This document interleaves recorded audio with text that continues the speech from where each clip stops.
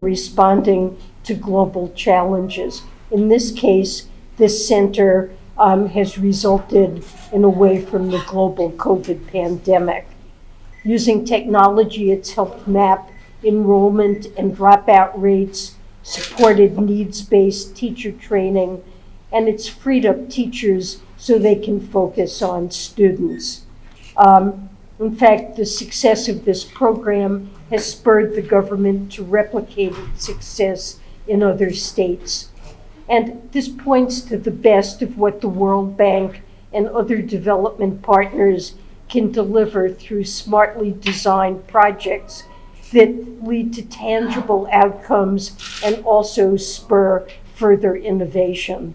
So I believe it's critical that we build on success stories like this by expanding the capacity and the balance sheet of the multilateral development banks. Last October, I set forth a call to action to these banks to do just that, and as a result of steps already taken or under consideration, we believe the MDB system could unlock $200 billion over the next decade. With Ajay Banga, we're thrilled that he's the new president of the World Bank and the right leadership and vision to help deliver on this agenda. Thanks. We have time for just two questions. I think the first from Kumar Anand, PTI. Like you said that there is a need to replicate this model across to other Indian states. So I just want to know, like, are there like proposals for the same, and is World Bank doing something like for this, taking in such efforts? No, so the idea of scalable, replicable projects is core to doing what the Secretary just said. Along with her, all the other donor countries are very keen to push for the banks to be more effective. One of the best ways to be effective is to take a good idea that works and replicate it. And so I'm very keen that ideas like this should be taken across the country. Of course, that requires the country to work with us, but I'm also keen to take it outside the country and show this as a model of leadership elsewhere. That part I can do a lot about. And I'm going to be going to Delhi in a few days. I'm going to meet the Prime Minister. I'm going to tell him I came here 1 year after he came, and I'm going to tell him that I think this is a great idea to put into more places, not just in our country here in India, but also overseas in other markets. That's what I would like to. Then Encore Gupta from ANI. Yes. Hi.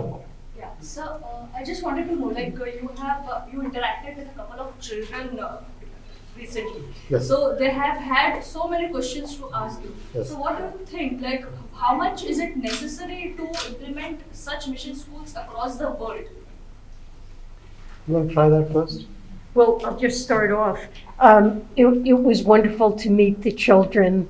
They're smart and obviously eager to learn, and they asked us good questions about how we got to our current jobs and what motivated us and what our aspirations were as children.